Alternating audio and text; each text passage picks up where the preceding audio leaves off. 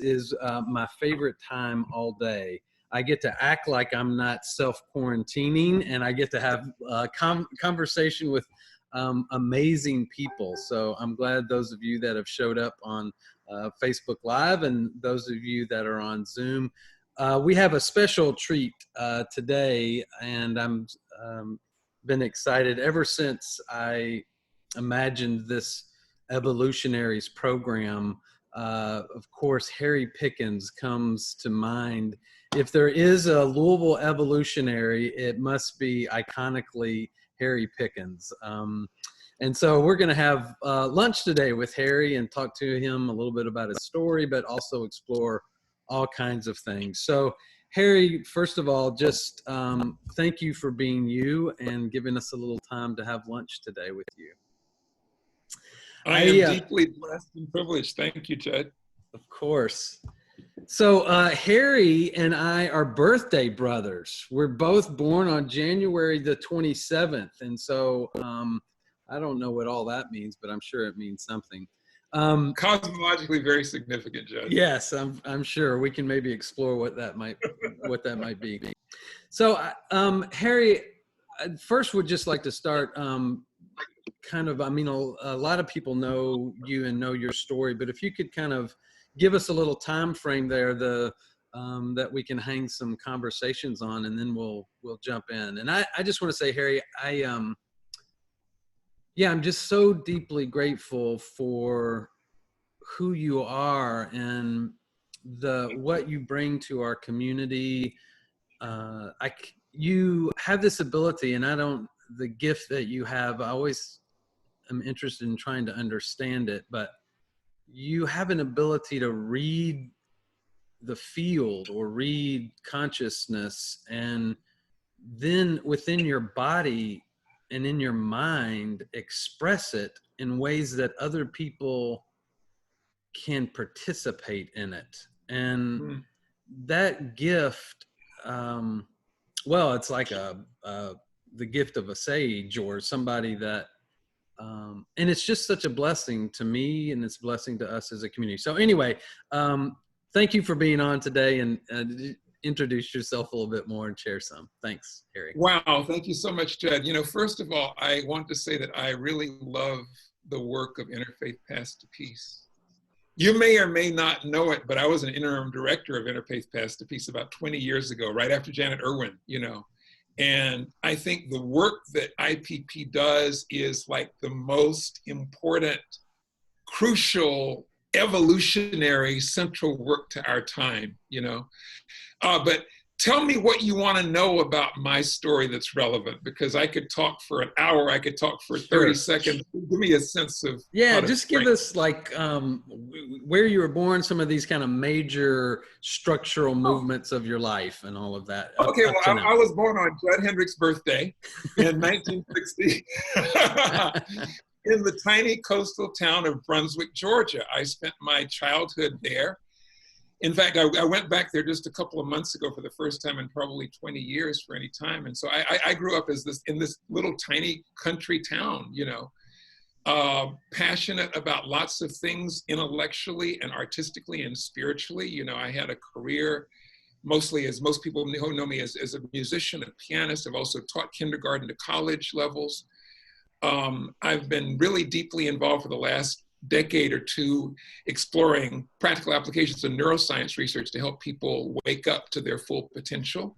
When I was in Louisville, the first decade in Louisville, did lots and lots of activities bringing people together, community choirs and those kinds of things. So I've been around for a while. My journey's taken me to, I lived in, after Georgia, I lived in San Diego for 10 years. I'm sorry, I lived in New Jersey for 10 years, then San Diego for 10 years. So, and then I came to Louisville. So it's been I've lived in lots of parts of the country and explored lots of different facets of our American life. Yeah, and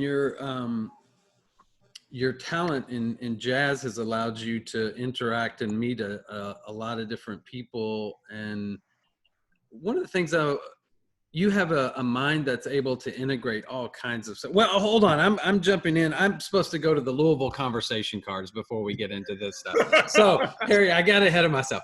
Well, you know, Judge, this is, I mean, I've known you for now like 15, 20 years. This reminds me of a conversation we have in Cherokee Park. We'll go for a walk in Cherokee Park. And like within the 2.5 mile scenic loop, we've covered like 50 different topics. I know, yeah. But never linearly, you know, it's like topic A, topic B, topic C, topic Z, topic X, you know, whatever, it's all right. Yeah, well, we have, you're used to your jazz conversation. So the way you converse is the way you play. So, Harry, the conversation cards, the Louisville conversation cards come in 3 levels. Level 1 is the least intimate. Level 3 is the most intimate. And then there's 10 cards. So pick a level and then pick a card from 1 to 10. And that will be your question. Let's go to second level of intimacy, card 7. 1, 2, 3, 4, 5, 6, 7. So, what goals and accomplishments have you already achieved in your life?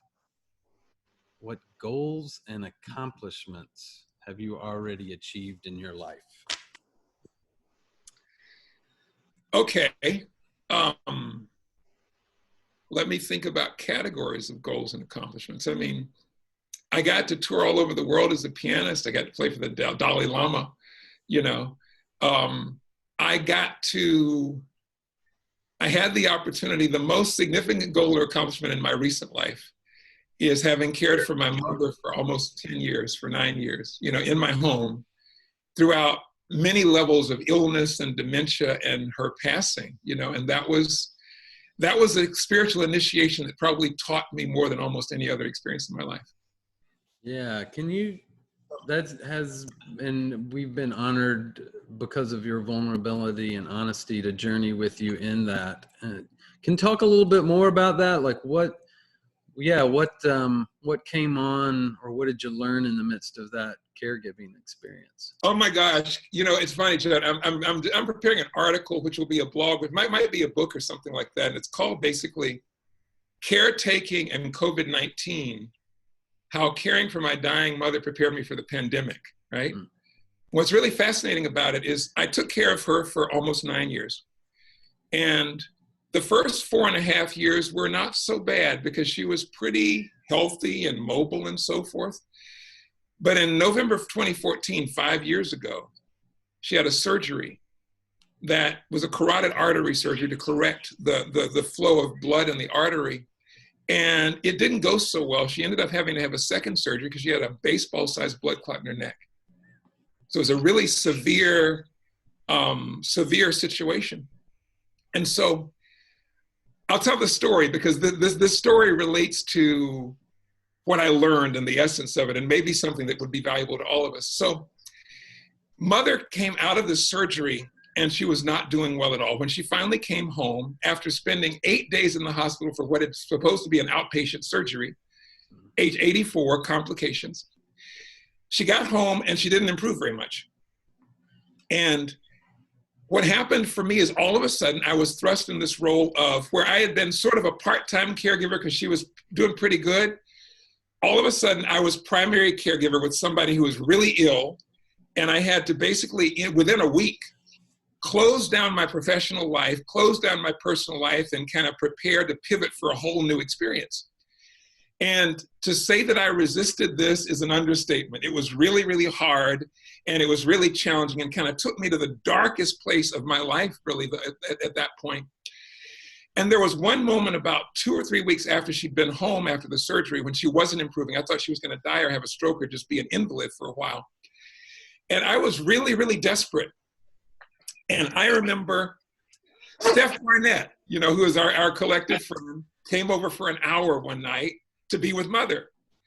And I was at a place where I was in this dark, angry, frustrated, sad, despairing place because not only was my mother really ill, deathly ill maybe, I'd lost my whole life. All of a sudden, you know, this life that I had professionally, I was traveling, I was touring, I was teaching, I was speaking, I was doing all these things. And it all had to stop. And I had to be home taking care of somebody who wasn't getting better, right? And so I had a conversation with God, right? And on the way driving to Cherokee Park, which is about 4 miles from where I live, I'm in this conversation. Okay, God, I need help. I don't know what's going to come out of this, but I really need help because I'm starting to break down physically and emotionally and everything. I'm not sleeping. I'm freaking out. So I need some help. So give me an answer. And I don't know if you've ever, so I got to Cherokee Park and I parked where you go in from Willow Avenue to that golf cart, the golf course, right? And I parked there and I'm getting ready to walk to the gazebo. I don't even get 100 feet towards a tree when the answer comes. Have you ever gotten an answer from God that you hated? Most of them. Yeah, okay. Yeah, so the answer that came, and I mean, I knew it was completely, and you can call it God, source, universe, whatever. But the answer was clear as a bell and absolutely accompanied by this still, silent kind of yes, right? So, and the answer was this: become a bringer of joy. And now you got to understand, at the moment, I didn't even know what joy was. I'm angry, I'm frustrated, I'm not sleeping, I'm despairing. I said, what do you mean, bringer of joy? I got no joy, not even, there's no joy in my big toe. What are you talking about? Become a bringer of joy. So I didn't even get to hang out at the gazebo. I got back in the car, said, okay, screw it. I started driving back home. And the whole time I'm asking, okay, all right, I got this really clear instruction, become a bringer of joy, but I don't know how. And then my mind went back to, I used to have stage fright. It was really, really bad. It was so bad that I would throw up for days before performing. I couldn't sleep for a week, whatever. And the way I turned that stage fright into confidence was 2 things. Mental rehearsal, imagining myself performing well. But the most important was what I would do is every time I'd have a good musical moment, every time I would have a moment that felt connected, I felt in flow, I'd write it down. I kept a journal of flow moments, good moments. And every night before I went to bed, I would go through those, recreate the feeling of confidence in performance, and rehearse myself. It took me years to move out of that stage fright, but that was my technique. So I said, okay, I'm going to do that. So I did 2 things. I went home and I promised myself that every time I walked into mother's room, I would be joy. I would tell a joke, I would sing a song, I would do something that conveyed that energy, even if I didn't feel it. But the second thing I did, and this was the magic, Jud, I started that very night keeping a journal of joyful moments in my life. I remember the first moment I wrote down in the journal was a moment at Governor School for the Arts in the summer program, maybe 3 or 4 years before, where I was with a bunch of kids. We were laughing hysterically. I wrote that down. And then what I did is that night, I rehearsed that memory until I could feel it fully. Over the next 6 months, I recorded more than 300 joyful memories in my journal, and I would not go to sleep until I could recapture that feeling. So at first, sometimes I would do that for an hour or 2 at night, because remember, I'm in the middle of all this stress and frustration, whatever. But I knew if I kept at it, so it took about 6 months before I started having these glimpses of what I would almost call being able to feel joy on demand. Mm. And over time, over the 5, and so fast forward 5 years. It's the Wednesday before Mother passes, and her last few months, because of dementia and illness, were very agitated a lot of times. She was on meditation for sedation, whatever, but this particular morning, the agitation was just there. And she had lost her capacity to speak. And I went into her room, and there was pure panic in her eyes. I put my hands on her chest. Her chest was pounding, atrial fibrillation, pounding. She'd had the maximum number of medications. I couldn't do anything else. So in that moment, I got on my knees by the bed. I put my forehead against her forehead like that, and my hand on her chest. And in that moment, Jud, all I felt was this grounded, centered, peaceful, quietly joyful presence. Mm. And within a couple of minutes, my mother's breath calmed, her heart regulated, her eyes calmed, Shortly after that, her eyes closed and she never opened them again until she passed. She never opened them again.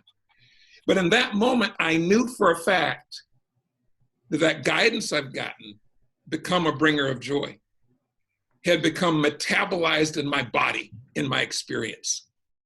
And that I had rewired my brain, my mind, my nervous system to be a presence of peace and joy and centeredness in the context of a very difficult exterior circumstance. Mm. So that was the real prize of that. It came out of a moment of despair, an asking for help, or receiving the guidance, and then doing the work. That was the gift. Wow. Well, what a gift that is to us too now. Well, you know, the interesting thing about it is, and as I've reflected on, and I wrote on Facebook just a week ago. When Mother first passed, it was 4 days before Thanksgiving and 11 days after her 89th birthday. And I, of course, went through a grieving process, and there were lots of things to clear out and everything. So for a couple of months, I was really immersed in that immediate practice. But then I got to start reflecting. And then the pandemic happened, right? And what I became aware of is that the very things that I had to develop, that I was forced to develop in order to deal with this very difficult situation, which I call a spiritual initiation, presence, flexibility,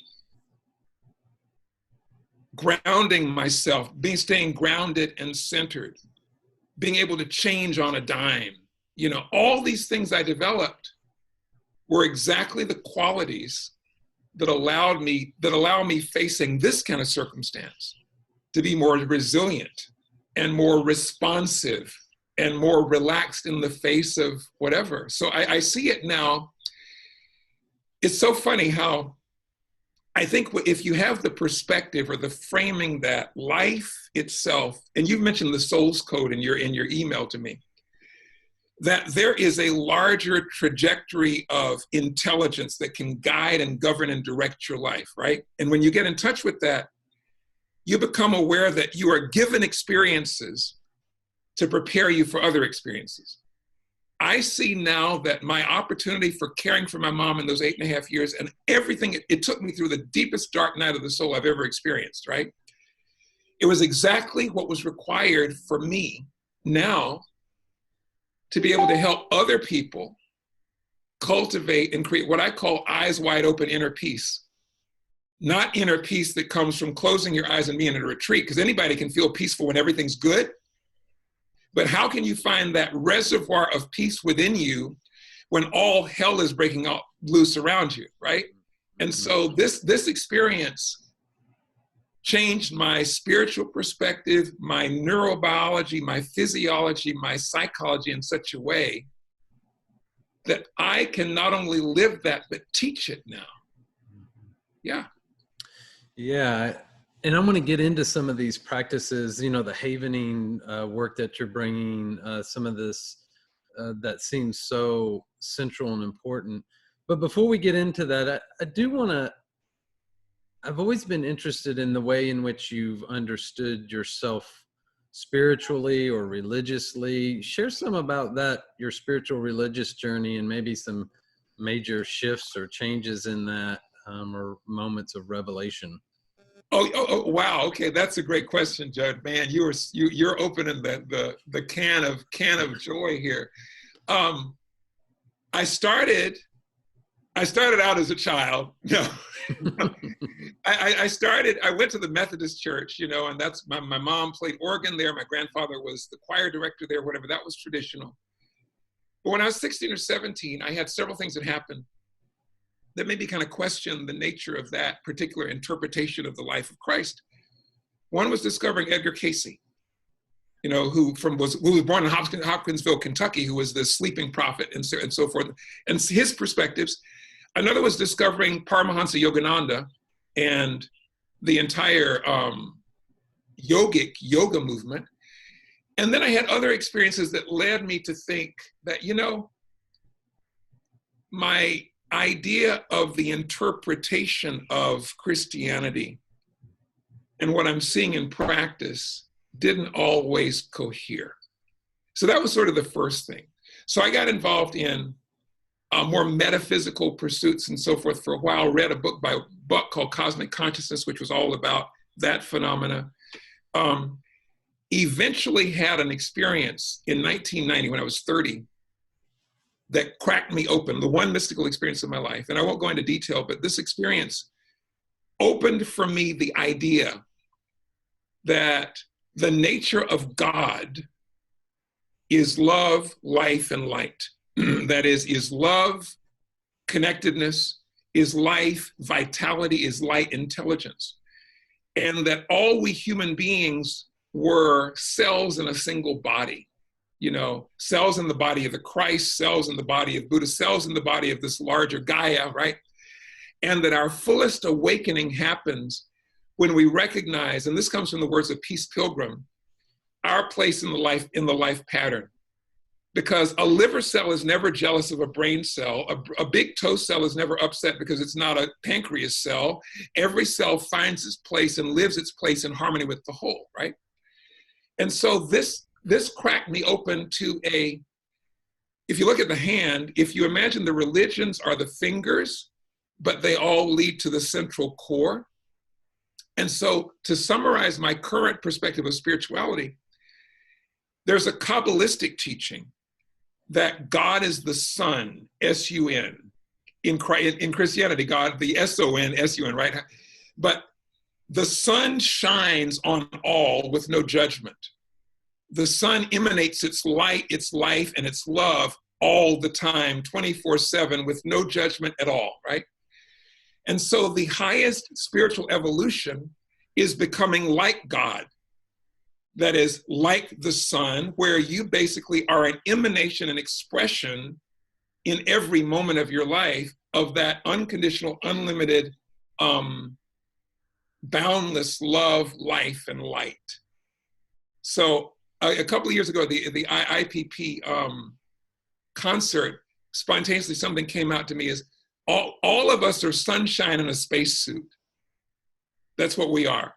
Thomas Merton's classic epiphany about shining as the sun, right? That's what we are as our true nature. And our job as embodied beings is to come as close to that true nature as we can. So we shine as the sun in love, light, and life. Mm. Yeah. Thank you for the way you articulate that. Is so helpful. And your confidence in it too. It's not like you're talking about some kind of doctrine. You're kind of just saying this is the way it is.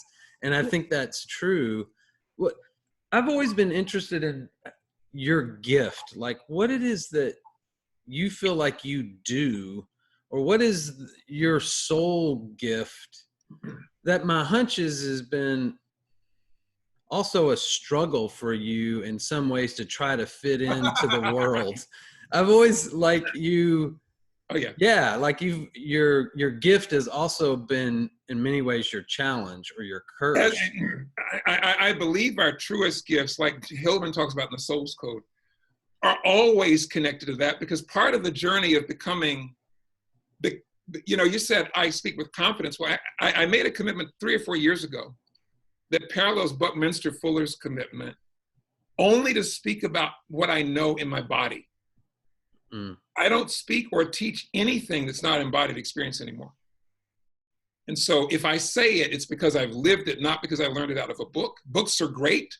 Other people are great, but that's my choice has been to metabolize experience. And so the idea of gifts, I can tell you what my gift, my primary soul gift is. It's not music.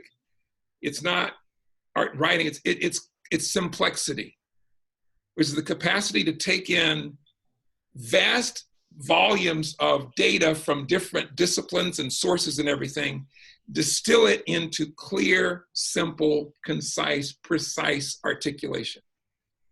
I learned how to play the piano by analyzing things to death and unpacking them, disassembling them, putting them back together like a 1,000-piece jigsaw puzzle. Everything I've learned in that way.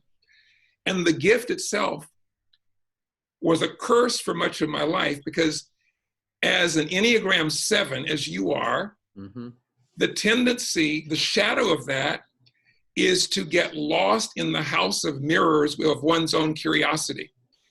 And when I was a kid and I was growing up, also in the 60s and 70s, when the idea of your ideal life was you find one thing to do, you get a job, you stay in the job for 40, 50 years, you retire and you die.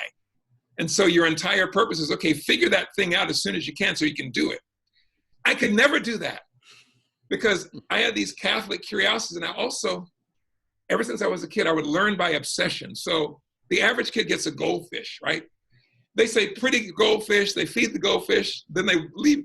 I get a goldfish, I make my mother take me to the library, and we check out a big stack of books about the whole, ocean kingdom. I'm like this little obnoxious 8-year-old Jacques Cousteau, right?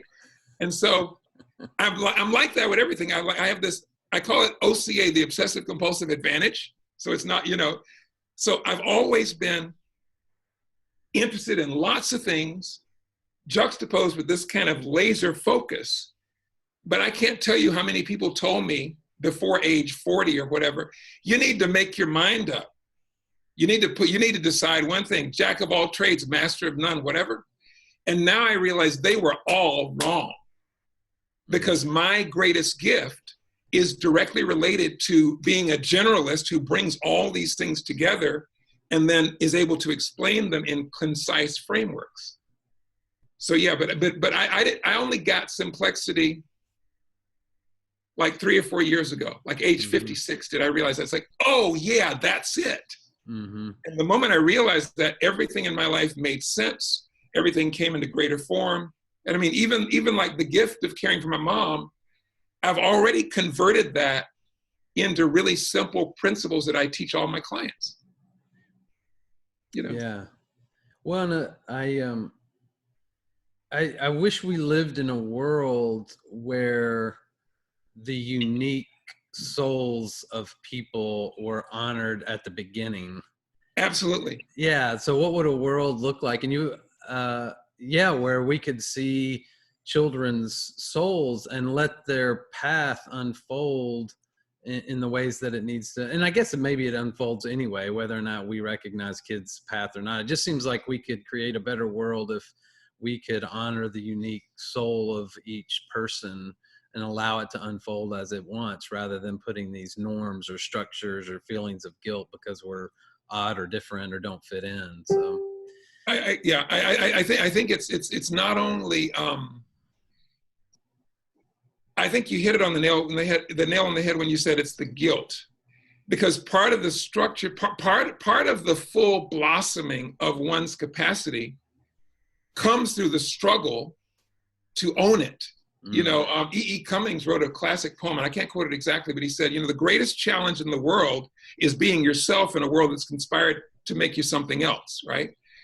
There's some virtue in developing the tenacity to move to that. At the same time, I agree with you. I mean, I think the paradox of human life is that we're born for love, but we get wired for fear, so we struggle to thrive, right? Whether it's our wiring, our parenting, the society constantly broadcasts, don't be yourself. Don't be yourself. Don't look outside yourself for what's true. And of course, if we could reverse that, the world would change in a generation. And you've been doing some really good work on that. So talk some about the havening practice in wisdom that you've been bringing. And I know some other practices around, rewiring our brains or working with trauma. Talk some more about the havening, what that's really meant to you, and what the practice is, and why it's so important and powerful. Yeah, well, I'll speak about havening secondarily, because havening is one of a whole orchestra of modalities and ways of being. What they all have in common is they use what we know about the brain to allow us to consciously change the brain. One of the most powerful things that's emerged in our time, literally only the last 20 years, is this juxtaposition of, on the one hand, meditative practices, contemplative practices, other tools. Some are thousands of years old, some are fairly new, like havening or EFT or other practices. And the research validated scientific understanding of what happens in the brain. So for example, we know for a fact, there's thousands of studies now on meditation, right? We know that if you meditate a certain amount, it changes your brain, specifically the prefrontal cortex, your capacity to choose and observe, right? We also know that certain kinds of meditation change the brain in different ways. So for example, mindfulness meditation, where you observe passively the content of your consciousness. It's really, really good for helping you learn to be equanimous, more peaceful. It's really, really bad for cultivating ethical and moral awareness, because you can become a mindful sniper as well as you can become mindful, right? On the other hand, loving kindness meditation, which grounds in the heart, where you actually experience feeling love and spreading it to others, cultivates capacity for compassion. So we now know, because we can literally look inside the brain and we can see, okay, this practice molds the brain in this way, this practice molds the brain in the other way. Now, the other thing that's great about this, where havening and EFT and other tools come into play, we also know that when you have an experience that is traumatic of some kind, that your brain codes that experience in a very specific way. So for example, when you're in 6th grade, you date a girl with red hair and freckles, and she does you wrong. For the rest of your life, you don't trust women with red hair and freckles, right? That's because your brain at that moment said, holy crap, this is not safe. So I'm going to make sure we remember that forever. What we now know is that those patterns can be undone. Those triggers, whether they're traumatic big T or they're small t trauma, they can be literally unhooked so that you can be free of the past. And so much of the work that I do with the people that I work with and clients and students is teaching them step by step how to rewire their brain for less stress and more joy, so they can unhook the pain of the past and then be fully present in the moment to create the future they want. Mm. So the more we learn about the brain, paradoxically, I mean, here's the amazing thing, and I'm going to stop and so we can move on. But when you realize this phenomenon of neuroplasticity, which is what we've only known about for the last 20 years, is that your brain isn't fixed. Your brain is constantly changing. It's constantly remolding and reshaping itself based on your emotions, your experience, your interactions, whatever. So if you today envision yourself, for example, more physically vital, or you envision yourself playing the piano or learning a skill, whatever, the more you do that, the more you literally build new states in your brain that allow that skill to become a habit. Well, here's the amazing part of it. We can also do that with emotions and states of being. So as you imagine yourself being more courageous, creative, or compassionate, you're also activating and catalyzing literal physical changes in your brain that make that a habit. Because the brain only does 3 things. It keeps you safe, and it builds and automates habits. All of our problems come from the fact that the habits the brain builds to keep us safe often generalize and show up in circumstances that don't serve us anymore. That, that habit you gained of not trusting people with red hair and freckles, 30 years later doesn't serve you. The habit of you have a car accident and all of a sudden you become hypervigilant about driving, that's really good for the moment, but then it doesn't serve you down the road. And so most of the things that when you think about, whenever you have a response to something happening in the present moment that is out of proportion to the present moment, it's because there's an echo of the past. And the good news is those echoes from the past can be completely dissolved. That's so helpful and clear and precise. Thank you for, doing what you do, right? You bring all that and make it clear. So let's talk a little, this is Interfaith Paths to Peace, and so we often ask people what their recipe for peace is, which is Donald Vish and Terry Taylor kind of came up with that. Hey, well, I think it's a beautiful question. Yeah. Well, they're both wonderful people, Yeah. What would you say is your recipe for peace? Okay, I'm going to go back to neurobiology. Is that all right? Please. Okay. Our autonomic nervous system basically has two basic settings. Rick Hansen, who's an author and neuropsychologist, calls them the red zone and the green zone. The red zone, which is also called sympathetic activation, is when we're afraid or angry or numb. It's the classic stress response, fight, flight, freeze. When you're in that state, you're prepared to defend yourself or to run away or to shut down, right?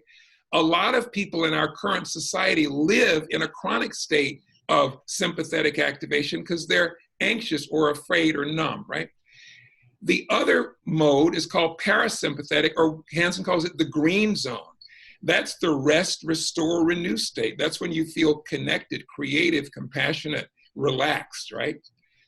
The first component of the recipe for peace is learning how to get out of the red zone as often as you can, get back to the green zone. Because here's the other thing. Stress not only makes you sick, it makes you stupid, okay? When you're in the sympathetic red zone, the more often you get more cortisol in your system, okay? Cortisol increases inflammation, lowers your immunity, makes you more susceptible to dis-ease and distress, right? Also, what happens when you're in sympathetic activation, because the purpose of that is to keep you safe and alive, all of your focus, like you lose your peripheral vision literally, but you also lose your peripheral vision psychologically.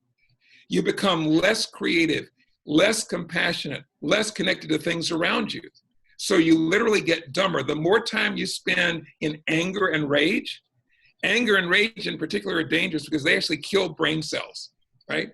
And so the first step for peace is to take control of your own autonomic nervous system. You can do that by breathing, you can do it by meditation, prayer, lots and lots of simple techniques. One of the best ways to begin that process, we can do it right now, is to yawn and stretch. So big yawn, and stretch. And then you can end the yawn with a gentle, like a hug, give yourself a hug. And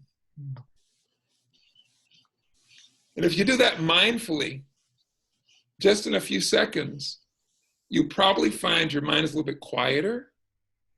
You feel a little bit more grounded. If you do it 2 or 3 times, it'll exponentially increase. That's one thing, very, very simple thing you can do. Another thing to do is you put your hands on your heart and you just take a breath with the hands on the heart, with the energy focused on, awareness focused on the heart. And bring to mind something or someone that you're grateful for. Could be a friend or a flower or a moment or a place. And just breathe in that sense of appreciation. Just breathe it in.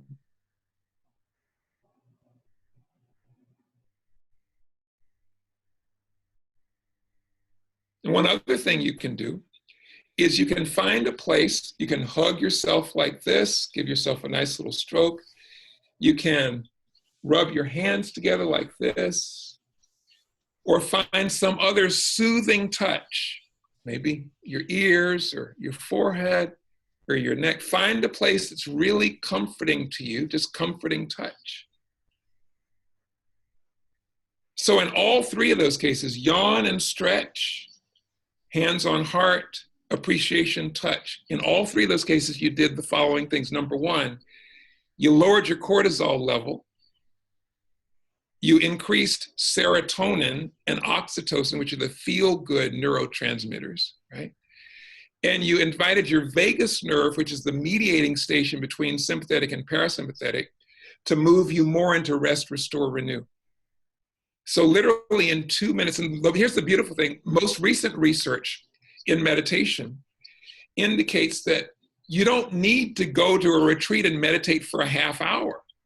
Even if you take 1 or 2 minutes several times a day, you will have positive impacts on your brain. So literally yawn, stretching, soothing yourself every couple of hours. You do that every day for every couple of hours, every day for 30 days, you are literally reconditioning. So that's the first thing. So get to the green zone. Second formula for inner peace is do your emotional house cleaning. That is, when you get triggered by things, or when you walk in the world and something really gets on your nerves, use some tool to unhook that trigger. Now that could be something as simple, at the end of the day, you journal it.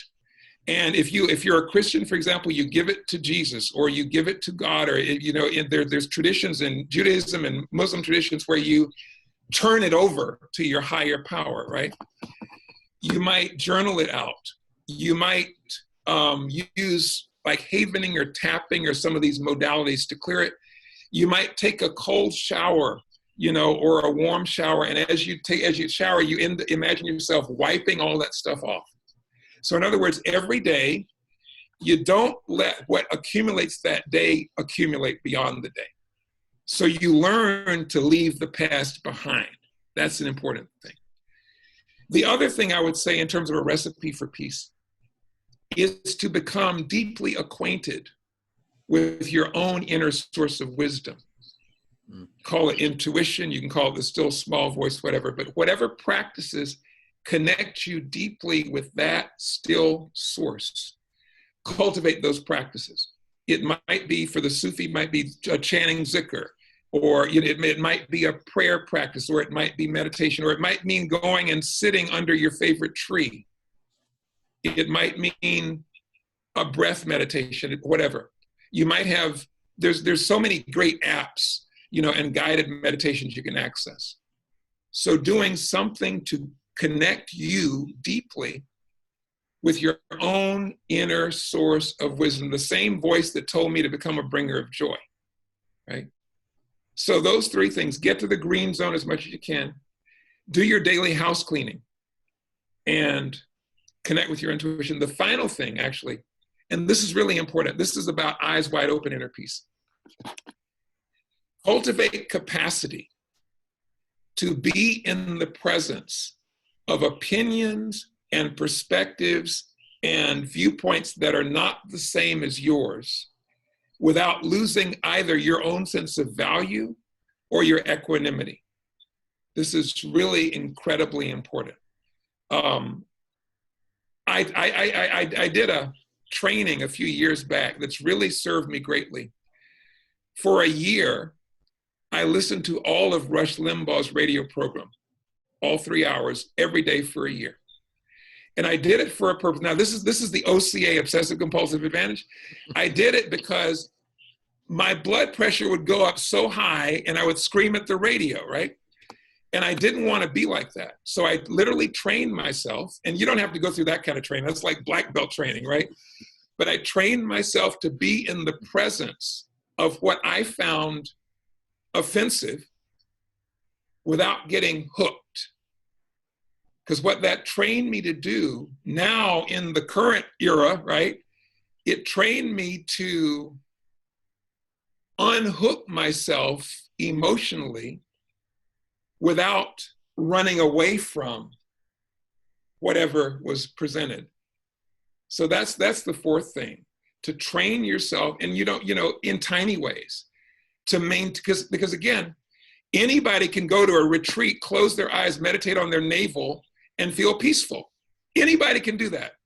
But that it doesn't count, because right now we're in the world. And just like in the Bhagavad Gita, Krishna invites Arjuna, participate fully in the battle of life, but give the actions to me. In Christianity, be in the world, but not of it. It's the same thing, right? So practice being in the world, but not of it in those ways. Thank you. Yeah. So we got some more minutes here, and we got quite a few people on the Zoom call. So if you have a question or a comment, feel free to unmute yourself if you're on the Zoom call and ask a question or make a comment, engage in the conversation. Also on Facebook Live, you're welcome to add a question or a comment, and I can bring that forward. Does anybody have anything they want to jump in on? Well, I'm seeing something in the chat. Can I share that? Yes, please. Andrew King Bartlett, hey, how are you? He said, I'd love Harry talk about a real life example of helping somebody else get out of the red zone and into the green. That's really good. So let me just think for a moment.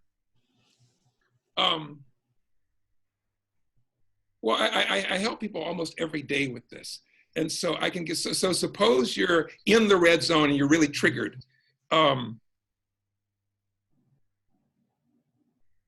Oh, a great example. I worked with somebody who had had a car accident and they were hypervigilant driving down the street, and it was really aggravating for them.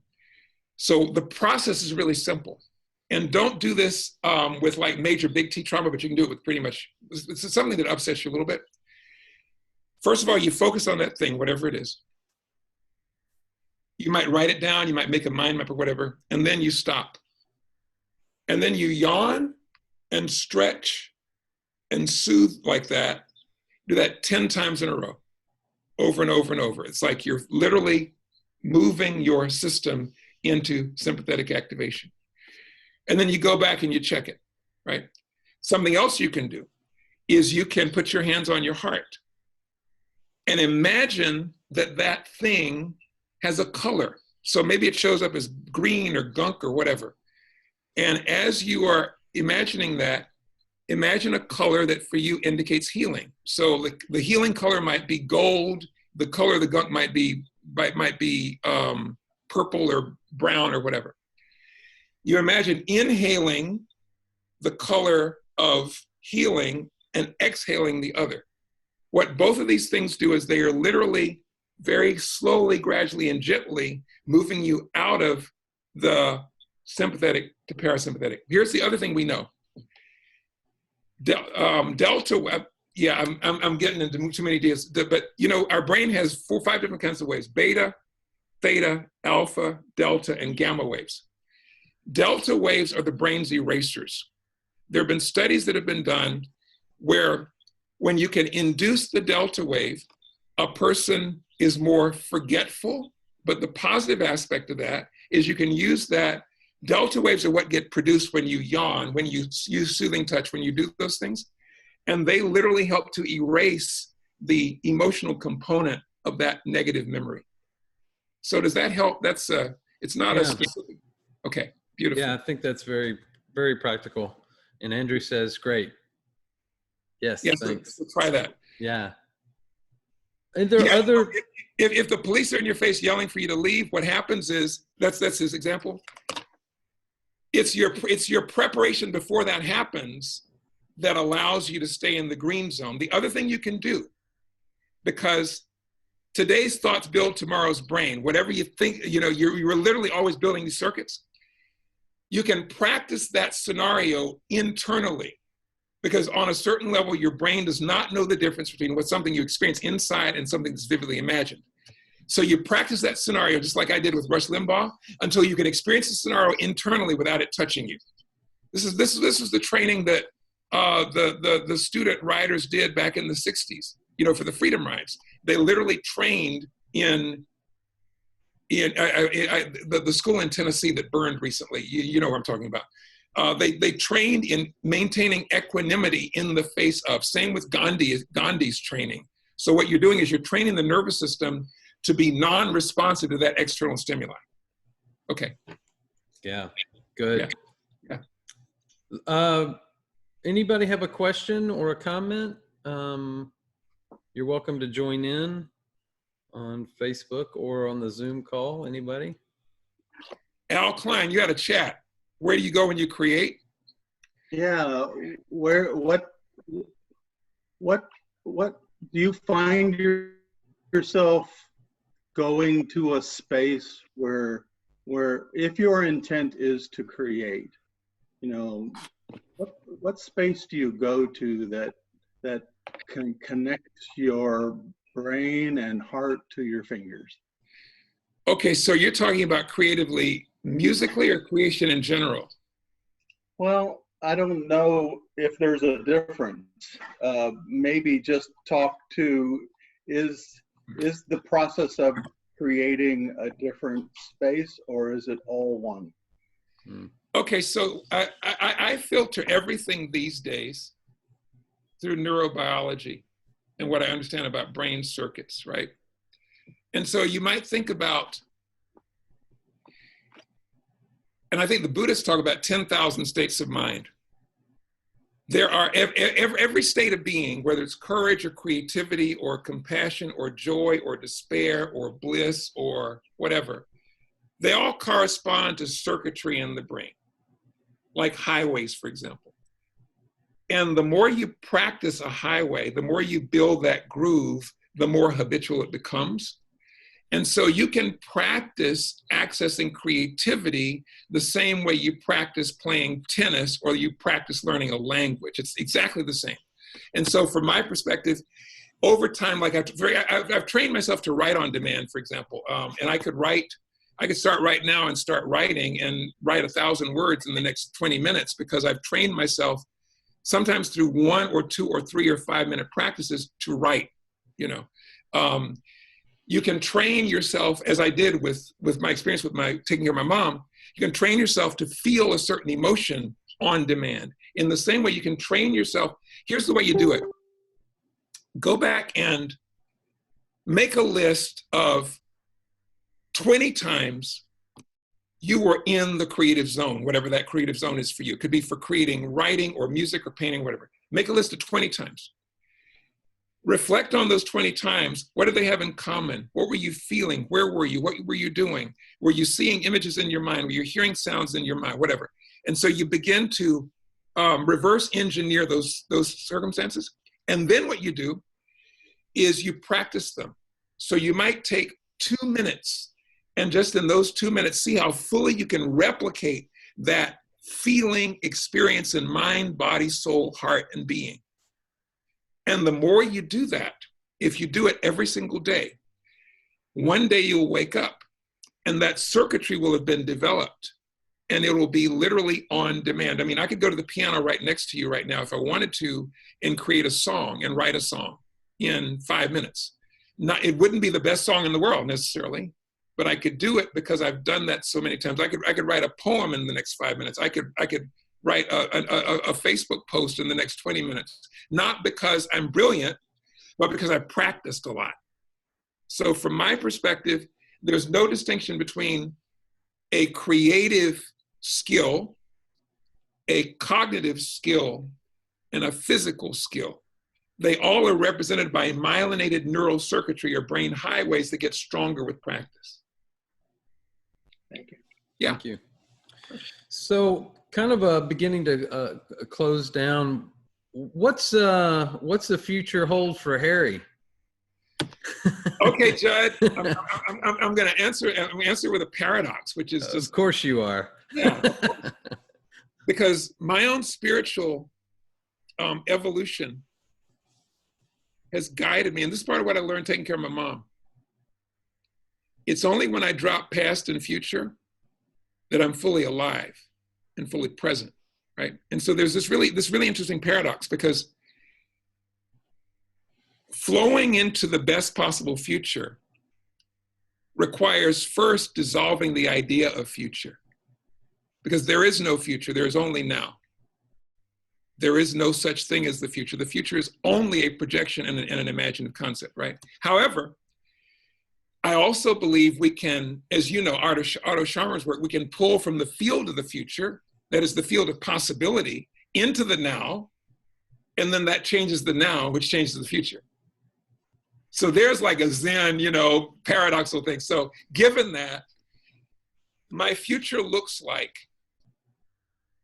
I really want to, my next major project is a course which will be delivered online as well as on Zoom Live, which is called Eyes Wide Open Inner Peace, which is about helping people cultivate what we've been talking about, that integrates neurobiology, spirituality, positive psychology, and practice. And the goal is to help people learn how to activate that circuitry in their brain that allows them to be powerful and unstoppable and unshakable in tough times. Mm. Because the most important thing I learned from taking care of my mom was I learned how to bring the best of me to the worst of situations. And I think all of us right now need to learn how to bring the best of us to the tough times we're facing. So that's central. There's other work that involves music and involves more teaching and also training coaches, counselors, and therapists in some of these practical applications of neuroscience. And then I also work with people one-on-one, to help them turn confusion into clarity and fear into freedom, you know. And so all of those things, just doing more of that, and also, but ultimately serving however I'm called to serve. Mm. You know? Well, you've always done that so beautifully and faithfully for us, and those of us that have been honored to know you personally, but also, the information, and there's so any way in which we Interfaith Paths of Peace can help you share all of that wisdom with the world. And that's one of the beauties about these online technologies, is we can actually connect with each other in I think some fairly deep ways, and share these kind of practices without even having to be physically present. And so I don't know if you want to close with a brief practice of that I think a lot of us are trying to learn ways to be connected with each other virtually. And you have some skills in that. I don't know if Yeah, we well, have time for that, or. Well, there's two things real quick, because Andrew said on the chat he wanted about how to defuse the other. I can't give you any advice about diffusing another person except having my own consciousness be as grounded and unmoved and non-judgmental as possible. You know, I wish I had tools for that, but I don't. What I've found for myself is that the more centered, grounded, calm, present I am, the greater likelihood that someone else will resonate with that.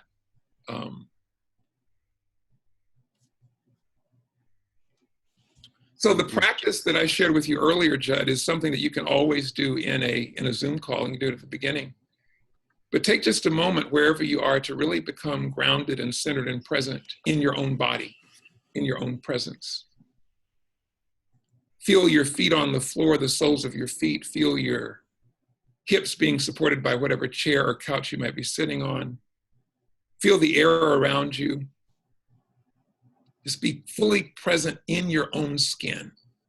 Let go of any thoughts, any even excitement about what we've talked about, and just be present in your own skin.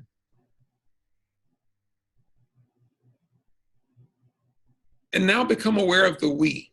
Everybody who's listening, everybody who's here on Zoom, just become aware of the field of we that we are all together in. Feel the presence of the other folks around. And just become aware of that.